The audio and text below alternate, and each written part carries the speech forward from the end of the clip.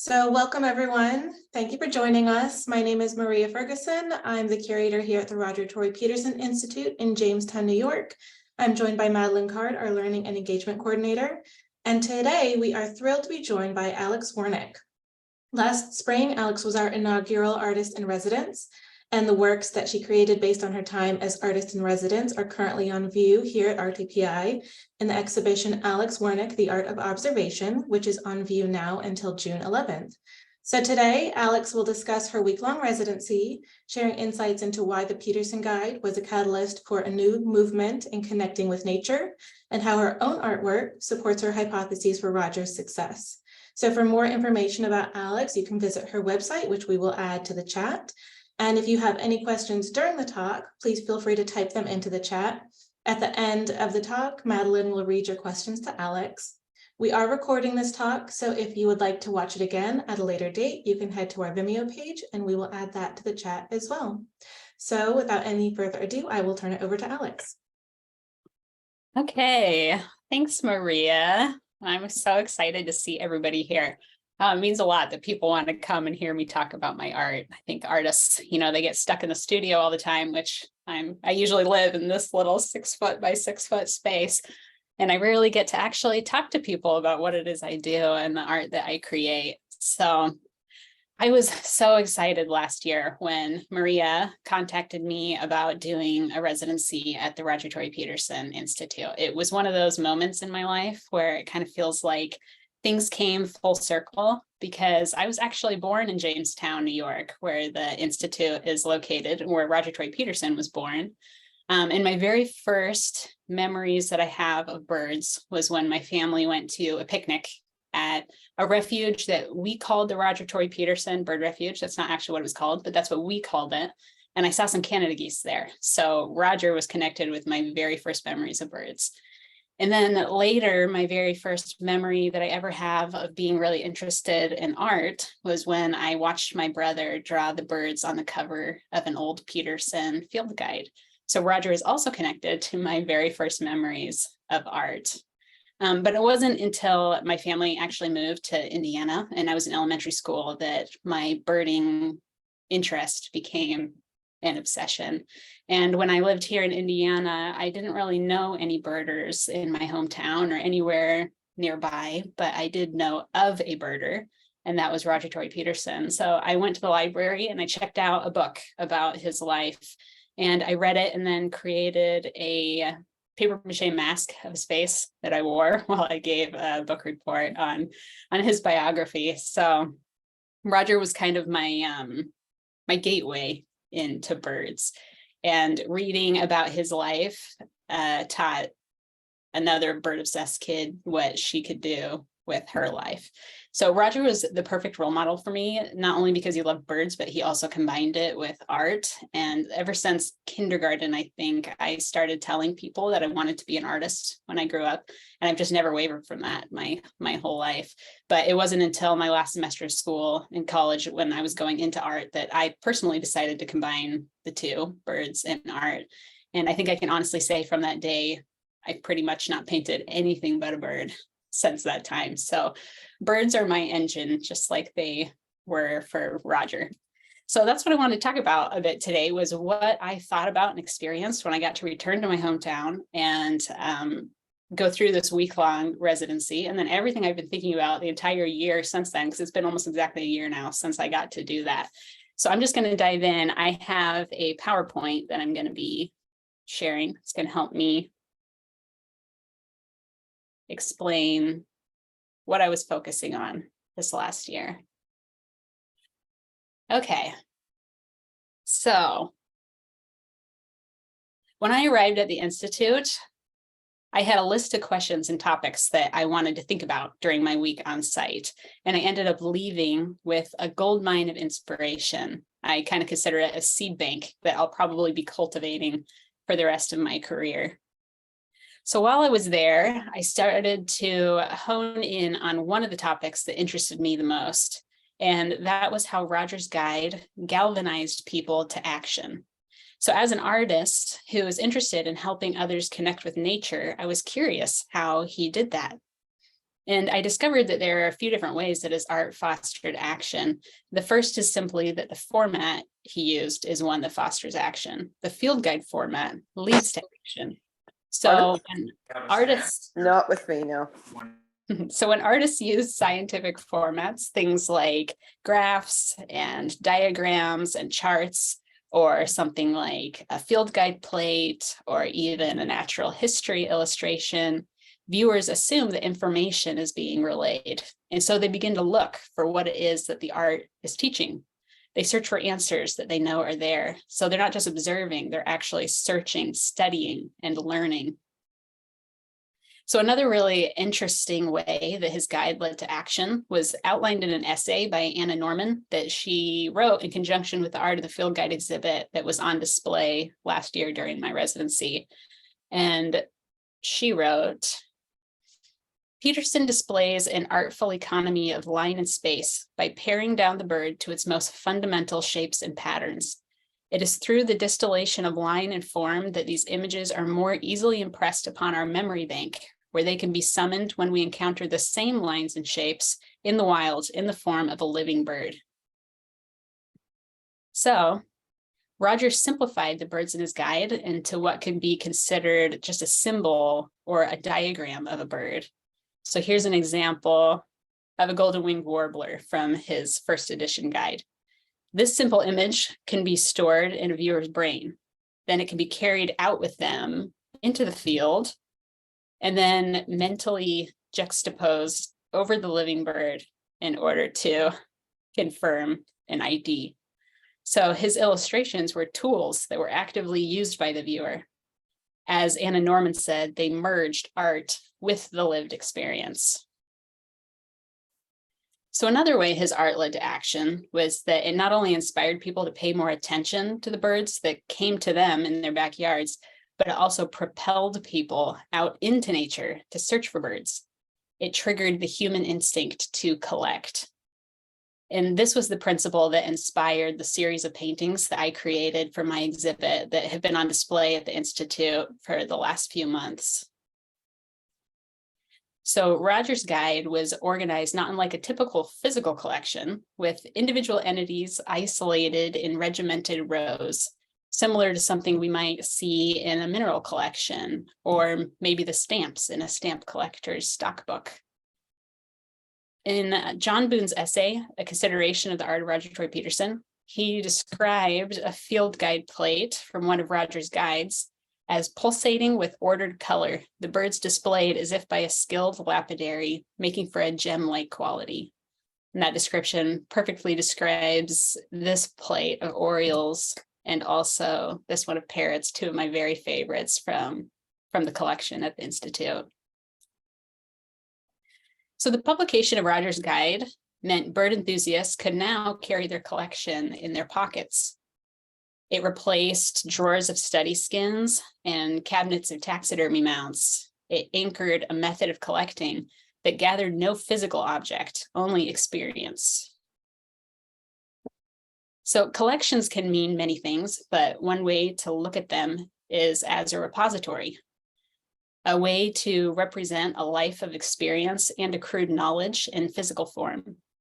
So when a birder flips through their field guide, they're perusing their collection, or as birders like to call it, their life list. They're reminded of their travels and adventures with each species. They're also reminded of the gaps left in their collection, birds yet to be seen, that trigger the thrill of the hunt, propelling them out into nature to complete their collection. So every early bird book author faced the same problem, and that was, how do they organize the birds in their book? And it may sound like a simple problem, but while finding a bird in the field is a challenge, finding the same bird in a bird book is almost a bigger challenge. So let me give a metaphor to help illustrate what bird book authors were up against. Pretend I handed you a dictionary, and then I gave you this definition for a word: of, relating to, or resembling hedgehogs. And then I told you, look up this word in the dictionary. Where would you even begin? How would you go about finding your word? Would you open to page 1 and then just start reading every single definition until you found the one that I described? Or would you just randomly flip through pages and scan here and there and just hope you landed on the right definition? Those methods aren't very efficient. You would need a kind of reverse dictionary, one that facilitated looking up words by their definition. So now say you're someone in charge of writing a reverse dictionary. What would you do to facilitate the user's experience? You might group definitions into sections. Maybe you'd have one section of the book for nouns and one for verbs and one for adjectives. And then you might break down just the noun section into sections like animal, vegetable, miracle, or mineral. Sorry, that's titled one of my favorite books, animal, vegetable, mineral, etc. So those early authors were facing a similar problem. Before I go on, by the way, in case you're wondering, the definition of that word is erinaceous. So the similar bird book authors were facing a similar problem. How could they help people connect the bird they were seeing in the field with the name in the book? And those early authors came up with all sorts of creative ways, creative classifications to help funnel people towards the birds that they were looking for. So I wanted to share some of those classifications that they use to help people find their birds in their bird books. And these are the ones that inspired the paintings that I ended up creating for my exhibit. So my first classifications that I used were from this book, which is by Florence Merriam. It's called Birds Through an Opera Glass. It was published in 1889. And by many people, it's considered to be maybe one of the first field guides, because it was one of the first books to encourage people to go out into the field and start observing birds from life. So the first classification that I drew from that book was this: backs more or less streaked. And this classification includes the bobolink, the ruffed grouse, the purple finch, pine siskin, red-winged blackbird, song sparrow, rose-breasted grosbeak, brown creeper, and the eastern meadowlark. So the idea is, if you were out in nature and saw a bird with a streaky back, you would flip to this section in the book to see the list of possible birds it could be. And to us, it might seem a little comical and clunky to organize birds in this way, because the ruffed grouse, which is the largest bird included in this plate, and the brown creeper, which is the smallest, seem to have nothing in common except for the fact that they have stripes on their back. So here was the next classification that I pulled from Florence Merriam's book, and this is phlegmatic and meditative. And this was one of my favorites. So this section included belted kingfisher, cedar waxwing, northern flicker, white-throated sparrow, and the American robin. So if you saw a bird out in nature that was sitting still and looked like it was pondering life's deepest questions, you would consult this list in order to find your bird. And some of the birds that she chose to include would never personally strike me as being phlegmatic and meditative. And the one bird that I probably would put in this category, the mourning dove, she chose not to include. So these arbitrary classifications are often based on one human's perception, which means that using them to pinpoint your bird is really just a game of chance. So here's the last category that I pulled from Florence Merriam's book, and this was birds wholly or largely black, with the rusty blackbird, the common crow or American crow as we know it today, European starling, red-winged blackbird, brown-headed cowbird, and purple martin. So grouping birds by color is one of the only arbitrary classifications that is still sometimes used by modern field guides. Especially field guides that might be geared towards beginning birders, because color is often the first thing that we notice about a bird and the first thing we might look for when thumbing through our guide. However, organizing birds according to color can cause trouble. A male red-winged blackbird may be black, but the female is brown, meaning you have to include the species in two different categories in your book. And the rusty blackbird is black for part of the year, but then can appear more brown at a different time of the year. So the next book that I used to draw from for my classifications was by Nelt G. Blomkin, and this is Bird Neighbors, and it was published in 1904. And this section is another classification based on color, and it's birds conspicuously red. which includes the purple and house finch, the American crossbill or red crossbill as we know it today, and the white-winged crossbill, the common redpoll, and the greater or hoary redpoll, summer tanager, scarlet tanager, and the cardinal grosbeak or northern cardinal. And once again, we run into some problems when grouping birds by color. So would you call the hoary redpoll, which is the white bird towards the center in this illustration, would you call it conspicuously red? Red might be considered more a defining accent, but I wouldn't exactly call it conspicuously red. And if just choosing a defining accent is the only standard we're going by, then where are all the woodpeckers on this list? So the next category that I pulled from Neltje's book was birds of low trees. And this includes the white-eyed vireo, Maryland yellowthroat or common yellowthroat, the brown thrasher, gray catbird, Carolina wren, northern mockingbird, summer yellowbird or yellow warbler, yellow-billed cuckoo, house wren, and yellow-breasted chat. And I think that she did a pretty good job in categorizing the species on this plate as birds usually found in low trees. However, birds often show up in uncharacteristic places. So seeing a bird in a low tree doesn't guarantee that it's a bird of low trees. Of course, if you can't find your bird in this category, you can always check her other categories: birds of tree trunks and large limbs, or birds seen feeding among terminal twigs. So the last book I drew from for my arbitrary classifications is this one, The Burgess Bird Book for Children by Thornton Burgess, published in 1919. And I only pulled one from this book. And this one's titled Swallows and One Who Isn't. So in case it's not clear, this category includes all the swallows and then one who is not.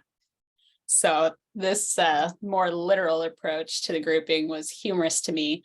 And while this classification is not misleading, it's also just not particularly helpful. So before we move on, I want to share just a few more of the classifications that I found that I really loved, but didn't have the time to paint, and maybe someday. But here are a few more. So general color, sooty, song especially happy, song especially plaintive, trillers saying tika, tika, tika, or words to that effect, of mill pond and meadow, rascals we must admire, birds migrating in the vicinity of New York, February 15th to March 15th, larger than an English sparrow, smaller than a robin, and birds with a pitch 3 octaves higher than middle C on the keyboard. So before Roger, birding was tricky. By the time a birder spotted a brown creeper in a tree, noticed its streaked back, flipped to the section in the bird guide on streakback birds, and then began checking each of the birds listed one by one, the bird in the tree was long gone. So Roger, understandably so, decided to forego these methods of organizing birds and instead organized his field guide according to modern taxonomy. So here's an example of a bird plate from one of Roger's later guides. He included every wren species found in North America at the publication of the guide. So in modern taxonomy, every bird has its place and no bird belongs in 2 different places at once. There's no redundancy, and that made his visual collection into a finite list, which triggered the human instinct to check things off. And you could say that birding was born. So Roger himself, in the intro to his guide, said that field birding, as most of us engage in it, is a game, a most absorbing game. So aspiring to see every wren included in this plate gives your birding endeavors purpose. It focuses your actions towards a measurable goal. It gives you drive. It gets you out birding in rain, wind, or snow, maybe visiting mosquito-ridden marshes, and maybe even garbage dumps. But what if Roger hadn't organized his field guide according to modern taxonomy and instead used the arbitrary classifications that we talked about earlier? Would his guide have triggered the same drive to collect species for a life list? Would, say, finding every streakback bird on this plate motivate you to visit a mosquito-ridden marsh or a garbage dump in order to complete the plate or beat the level, if we continue with Roger's game metaphor? Or what if you'd seen all of these phlegmatic and meditative birds except for one? Would you spend your few vacation days and savings in order to fly 2,000 miles for a chance at catching a glimpse of that one species so you could conquer this plate? I'll let you answer that for yourself. So what do you think? Do these compel you to collect with the same power as Roger's plates that were organized according to modern taxonomy? So I wanted to create these paintings so that I could personally step back, look at them, and answer that question for myself. And for me, the answer is no, they don't drive me to collect in the same way that Roger's do. So then you could say that could you say that by organizing field guides according to modern taxonomy, we've gained everything and lost nothing? I'm not so sure. While these arbitrary plates may not influence us to collect every species or propel us into nature with the same drive, we may find ourselves relating to the birds in new ways. So the next time we're out in the field watching a flock of cedar waxwings, maybe we'll find ourselves pausing a moment to ask ourselves if they really do seem phlegmatic and meditative. Maybe we'll notice something about their character that we hadn't noticed before. Or maybe after seeing this plate of streakback birds, we'll consider the unique characteristics of the female rose-breasted grosbeak, independent of her more famous male counterpart. After being illustrated as her own sovereign entity, maybe she'll be a little more famous in our minds. So these arbitrary classifications, while not propelling us into nature with the same force as Roger's guide, can change the pace and the dynamic of how we interact with these species. Conducting this artistic experiment has helped me better understand the potential for authors and artists to alter the way that we perceive the natural world and therefore our relationship with it. So Audubon published his Birds of America between 1827 and 1838. Nearly 100 years later, Roger published his guide in 1934. And then Sibley's Guide to Birds was published in 2000, nearly 70 years after Roger's. So if history follows the same pattern, it will be some time yet before the next book comes along that changes the way we see nature. And what will it be like? It's a question I asked myself again and again during my residency and up until now. And I'm still searching for those answers. And it might not be a coincidence that these books were created by artists. Perhaps artists have a way of seeing things differently, of looking at the world through a new lens and portraying that lens so that others can see through it too. So the mechanics of Roger's guide led to a book that inspired action and helped people see birds in a new way. Can we take those same mechanics and use them to help people see something else new? Is there a new application for these tools that we just haven't thought of yet? So like I said, these are questions that I've been asking myself since my residency, and I'm still searching for answers. So Roger's guide helped us identify and differentiate species. The whole concept of a species is an important topic that's being discussed today. The level of significance that the general public attributes to the species level, and therefore the lack of significance we attribute to anything beneath the species level, for example, a subspecies or even an individual bird, has a major impact on conservation.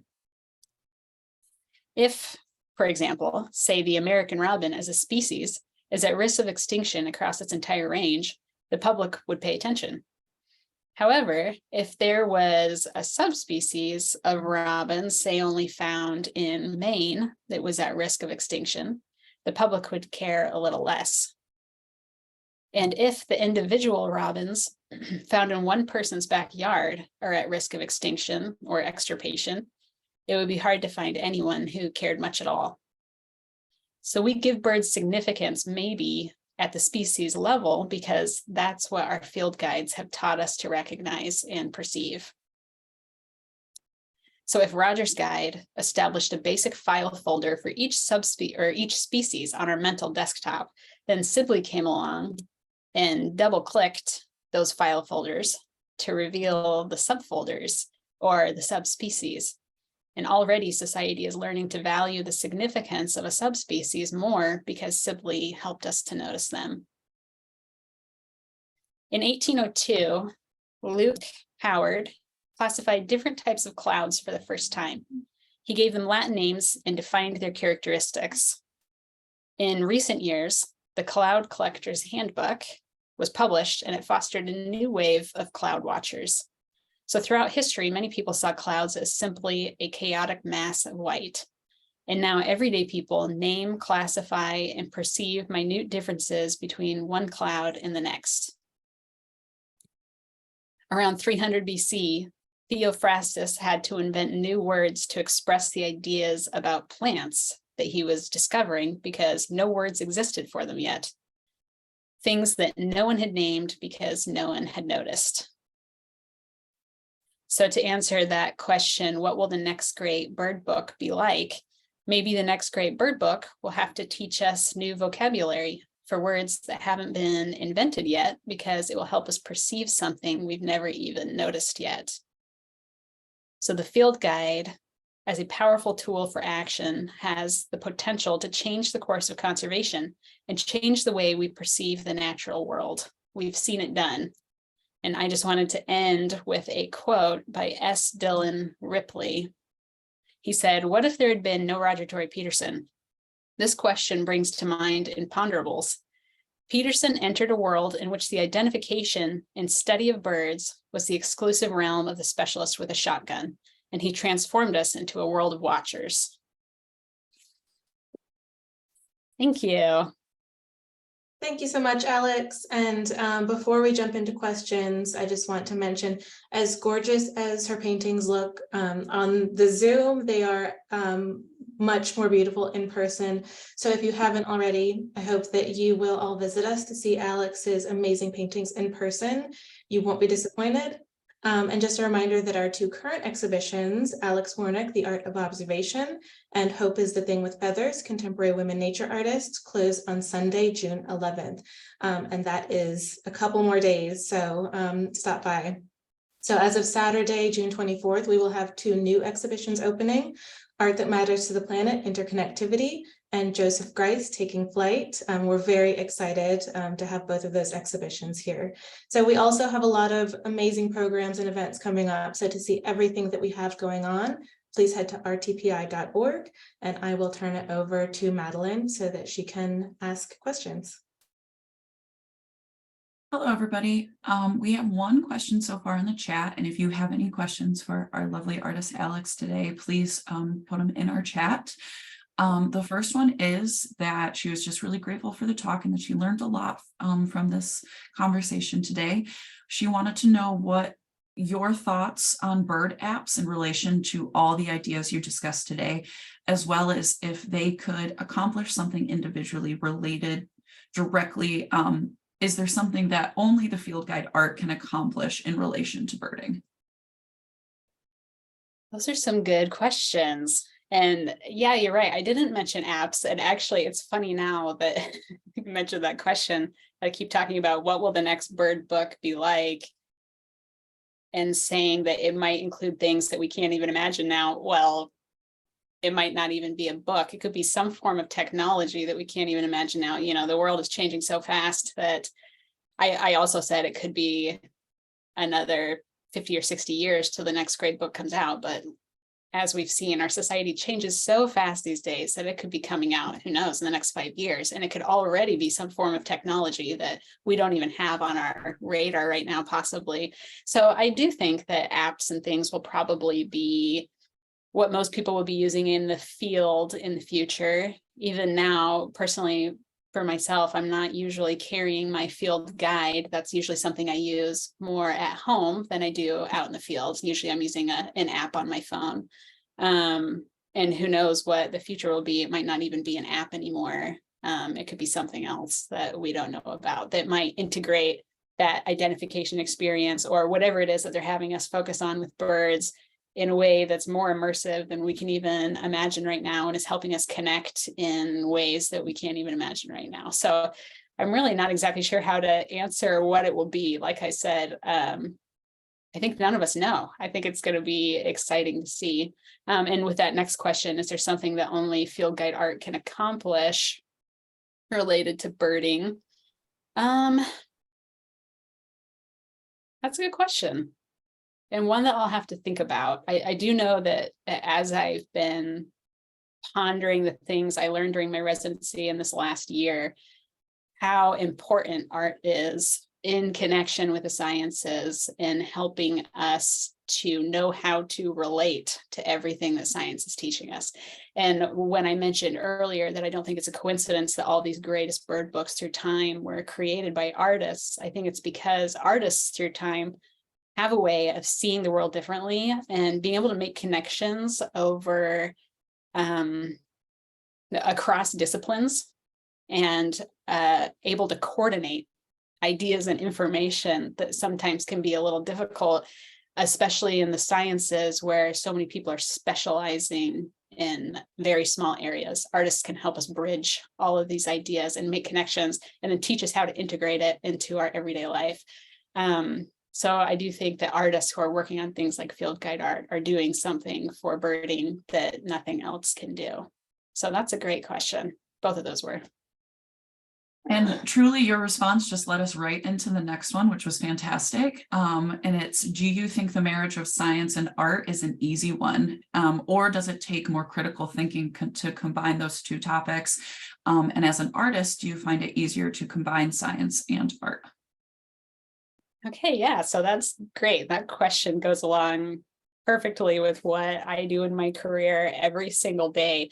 So combining science and art is not an easy one, I don't think. Especially, I had read essays recently. There was somebody, and I won't be able to remember his name now or what the name of the famous essay was, but about 100 years ago, they were starting to realize this problem that art and science were starting to diverge over time.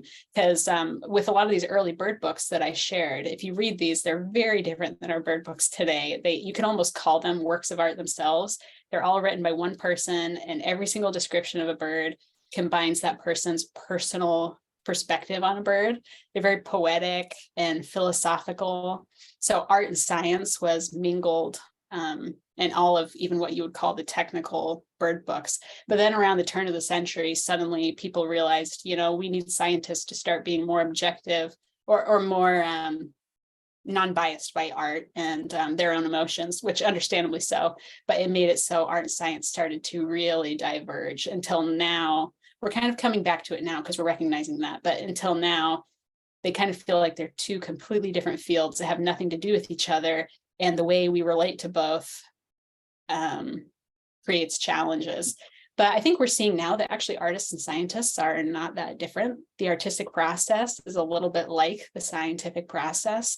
And the way that artists can help us see what it is that scientists are teaching, and also how scientists can help open up artists' eyes to new concepts and inspiration for their own artwork, finding that bridge actually isn't so difficult. And it's something that I really love in my career that keeps me passionate about it, is that I never know what it is I'm going to be painting or what it is that I'm going to be inspired by next. It always comes from the sciences or what it is that scientists are talking about in their books. Then I take and integrate into my art so that maybe people can see it in a different way. So yeah, I don't find it easy combining the two, but I find it really rewarding combining the two. And it's becoming easier as time goes on. Thank you. Can you please also speak more in detail about your painting process? They are requesting possibly to choose one of your paintings and step us through how you approached it, materials used, and etc., things of that nature. And she just really was grateful for the talk. Okay. Yeah, here, let me see. Let me just go back real quick. I'll show one of these paintings here and talk a little bit about it. Why don't we go ahead and do the streakback birds, because that's the first one I'm seeing here. So I recently, let's see here, trying to figure out how to get it to, there we go. Okay.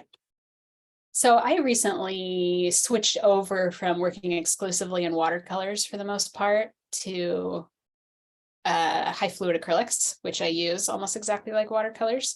And the reason I work with watercolor on paper is because I'm inspired by the early natural history artists who have always used watercolor and paper.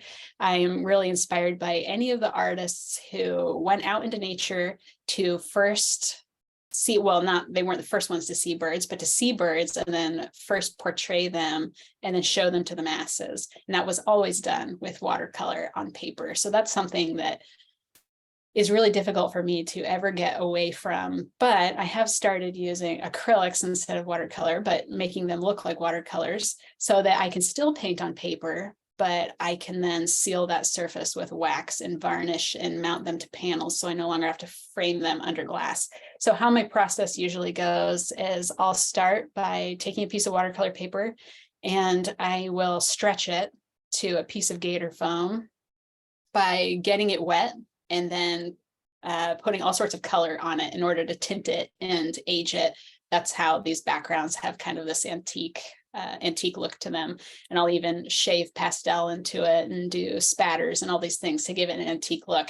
And then I'll staple it to the board and it'll dry tight like a drum. And then I can start drawing my paintings onto it.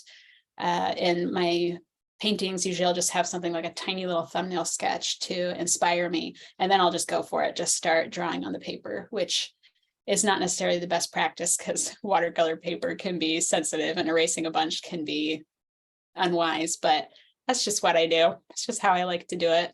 So then I go ahead and draw all my birds on the paper and then I'll start painting. And I usually start with some very transparent layers and then just start building. I work with a lot of layers in kind of a process different than most watercolor artists. Most watercolor or transparent media artists will start with the lightest washes and build up to darker at the very end. I tend to like to put my darkest darks in right in the very beginning. I'll pull out my ivory black and put on like that black eye or anywhere that is just straight black, because it will act as like a gauge for me with my values, because sometimes you tend to go too light when you paint with watercolors. If I put black right in the beginning, then I won't go too light with the rest of my painting. And then I just build up the layers from there, layering over, putting in details, layering over until I've completed the piece. And some of these, with these ones, I decided to leave some of the birds undone because that has to do with, there were a lot of other topics I was also studying during my residency, and there are little nods to them in each of these plates, but there's a bunch of different ones. So I probably won't get into that here, but there were specific reasons why I did things like leave the birds here unfinished. So hopefully that answered that question. Thank you. All of your plates are absolutely outstanding. Is there one that you feel was more challenging to complete than the others? Yes, there was, and I'll go ahead and share my screen again so I can show this one. So the one that was the most challenging to me was actually this one. And the reason was because I was trying to continue with that principle I had of organizing the birds, kind of like a typical collection, maybe looking like a lapidary would organize the birds. So I wanted them to be in poses that mimicked each other. So there was kind of this repetitive pattern in the plate. And of course, that means I had to tweak some of these birds. And in order to get them all to fit in, because every single painting was a 16 by 20 inch format, I had to kind of tweak their anatomy a little bit and put their legs and things in certain ways that wouldn't actually be possible for the bird. And in the end, it was just really hard to try to get these guys to all layer and tessellate just right into this plate. So it was probably the one that was the most technically difficult for me. That was one of the hardest parts of the process. So it's for every single one of these plates, all the different ones, you can kind of just glance on the left, was just that organization, trying to figure out how to fit these birds on. So it was pleasing, but also there was space and it was harmonious, but but still there was balance. And So that was probably the most technically challenging part of this process. And this plate was the hardest one of them all. That's great. And then our last question in the chat is, any advice for an artist early in their career? Yeah, the advice that I always, the most important advice I always give to artists in their career was some advice that a college professor gave to me back when I was during just about to begin my last semester of college. And like I had said, I wasn't doing birds with my art yet. And he had said to us, if you can combine what you know with what you love, then you can probably be a success. And it was that made me decide to drop everything else I had been focusing on in my art career, because I was actually going into landscape painting and portrait painting at the time and oils.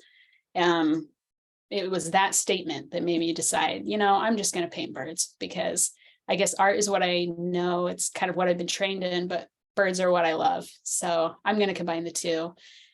And then, like I said, it's literally from that day until now, I haven't painted anything but a bird. I painted a little frog once and one snake, and that was it. It's literally been birds for the last 8 years or so.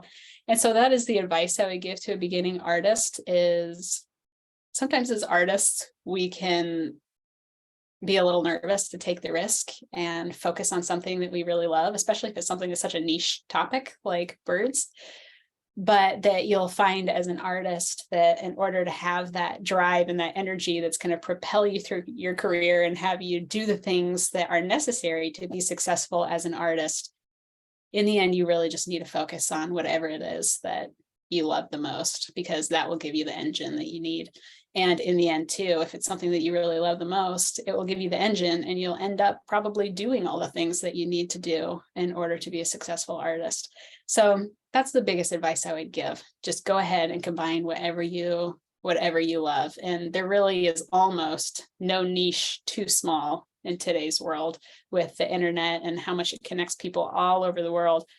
Any topic, any interest, you'll find that there's a horde of other people out there who love it too. So that would be my advice. Combine what you know with what you love. Thank you so much. My personal question, just in lieu of how RTPI is also right now being a big part of the Sparkbird project. You had mentioned Roger and your history with him, as well as just your love and interest for birds and nature from the very beginning. And I remember you saying goose or geese possibly, but I was curious, do you have one big Sparkbird moment that really put you into this place? Yeah, I think the Sparkbird moment that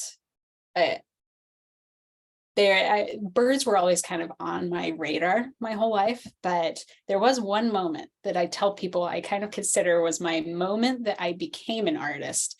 And that was when I think I was around 6 or 7 years old, and my family took a trip to the woods, and I saw a pileated woodpecker for the first time. And I remember seeing it in the green understory, and the sun was just pouring through to where its red crest was glowing in the green understory.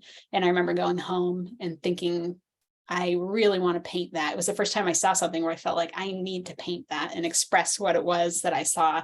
And so I remember having the perfect vision for that painting. I thought it was going to be this amazing image of a woodpecker that was in what seemed like a green cathedral with a light pouring through these green stained glass windows, and that its red crest would just be glowing in that understory. But of course, the painting, I wish I had it here. I've shown it in other presentations, but it looked nothing like that. It was a terrible painting done by like a 7-year-old of a pileated woodpecker. But it was my very first moment where I realized that I had something I wanted to say as an artist. And that something was birds. And even though I didn't really make that connection till later in my life, that was the first clue that probably being a bird artist was going to be inevitable for me. So I would say that that was probably my spark bird for both my art and my birding career. Thank you so much for sharing that with me. Anybody else have any other questions for the chat? Well, we still have a few extra minutes.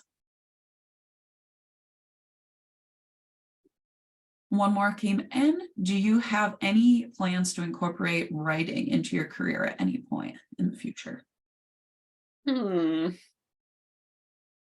That recently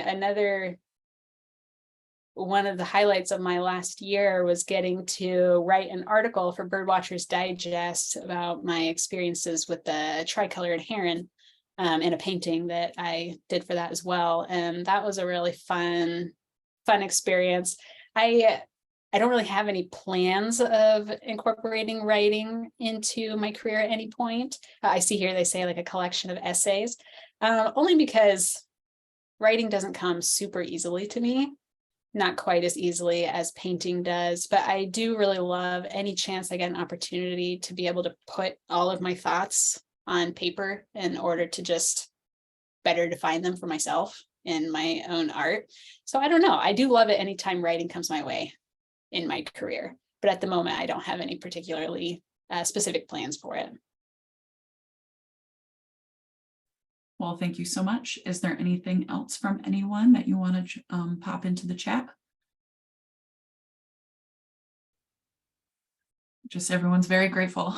We're happy to have you today. So I'll echo that. Thank you so much, Alex. That was absolutely amazing. And just a reminder to everyone that we will have this on Vimeo if you'd like to rewatch it or share it. And I hope that everyone has a wonderful day, and we hope to see you all in Jamestown sometimes. Thanks, Maria. Thanks, Maddie. And thank you, everyone. Bye.